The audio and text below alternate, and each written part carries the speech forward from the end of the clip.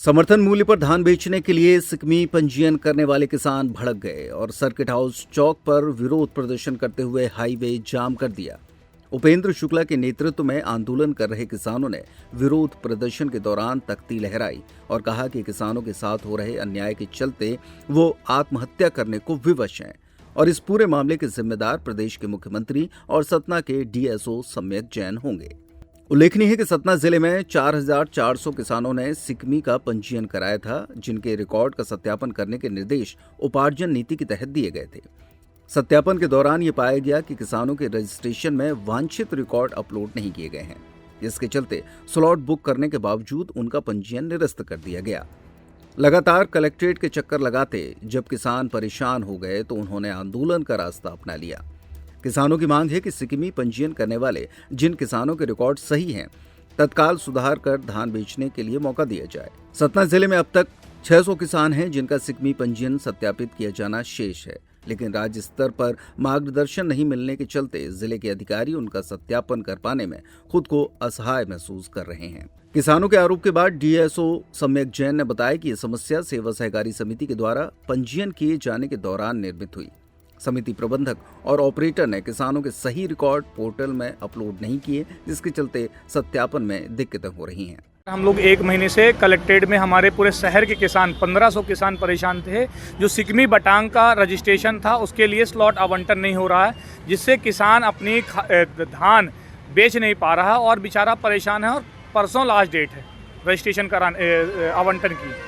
ऐसे कितने किसान हो गए? 1500 किसान थे, जिसमें से 400-500 किसान अपनी सिकमी हटवा कर अपनी मूल खेत की वो धान बेच रहे हैं। अभी भी 600 किसान ऐसे हैं जो इस समस्या से प्रभावित हैं। आखिर कदम क्या होगा, क्योंकि किसान परेशान है, खेत भी बची हुई है। देखिए, हम कलेक्टर महोदय, एसपी महोदय, एसडीएम महोदय, पूर्व अधिकारी हर व्यक्ति के पास गए हैं। अंतिम दौर में हम अभी सुबह से एडीएम साहब से, एसडीएम साहब से सबसे मिले और अंतिम दौर में हमारे पास एक ही रास्ता था। हमने रास्ता रोका है और अपनी बात रखने के लिए, हमें शहर की जनता को परेशान करने का उद्देश्य नहीं था। हमारी जो समस्या थी उस समस्या के लिए हम आप लोग को अवगत कराना चाह रहे थे, इसलिए रोका था। और आज अगर हमारी बात नहीं मानी जाएगी तो हम पुनः से रोड रोकेंगे। अगर उसके बाद भी प्रशासन नहीं सचेत होगा, हम सभी किसान जितने भी हमारे साथ साथी हैं आत्मदाह करेंगे, क्योंकि हमारे को जब हमारी धान बिक नहीं रही है तो हम जीने का क्या ही करेंगे। जो 25 रुपये 26 रुपये धान बिक रही है वो हम 10 रुपये 8 रुपये बेचेंगे। तो बटाईदार जो किसान होते हैं उनके पंजीयन के सत्यापन को लेकर ये किसान आज यहाँ पर आए हैं। इसमें समस्या ये हुई कि प्रदेश स्तर से जो कुछ गलत सिकमी पंजीयन कराने वाले किसानों के कारण प्रदेश स्तर से सभी सिकमी किसानों का पंजीयन जो था उसको असत्यापित कर दिया गया। उनके पुनः सत्यापन का आदेश जारी हुआ था, जिसमें एक तहसीलदारों के जांच दल के द्वारा पुनः सत्यापन होने के बाद डीएसओ अर्थात जिला आपूर्ति अधिकारी के लॉगिन से उनका पुनः सत्यापन किया जाना था।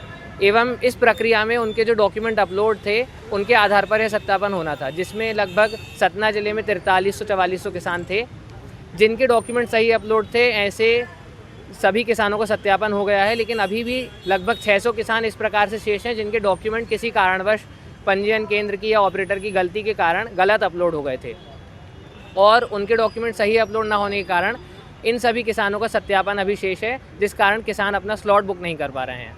इसमें लगभग 35 समिति प्रबंधकों और ऑपरेटरों को नोटिस भी जारी हुए हैं एवं जिनने सबसे ज़्यादा गड़बड़ी की थी ऐसे 5 ऑपरेटरों को सेवा से पृथक कर दिया गया है। समस्या के समाधान के लिए अपने कलेक्टर महोदय लगातार प्रयास कर रहे हैं। उन्होंने अभी 2 दिन पहले पुनः एक पत्र प्रेषित किया है भोपाल को, एवं जैसे ही भोपाल से उसके लिए अनुमति आती है, इसमें हम लोग तुरंत किसानों के लिए हम लोग तत्पर हैं कि जैसे ही हमें अनुमति मिलती है, मार्गदर्शन मिलता है, हम उनका सत्यापन कर देंगे। इसके अलावा जनप्रतिनिधियों में माननीय सांसद जी ने भी प्रयास किए हैं और भोपाल में मुख्यमंत्री स्तर तक भी बात की है। क्या प्रयास कर रहे हैं आप? नर्मदा केयर अस्पताल छतरपुर का एकमात्र सर्व सुविधा युक्त अस्पताल, जहां 24 घंटे मिलती है आपातकालीन और नियमित चिकित्सा सेवाएं।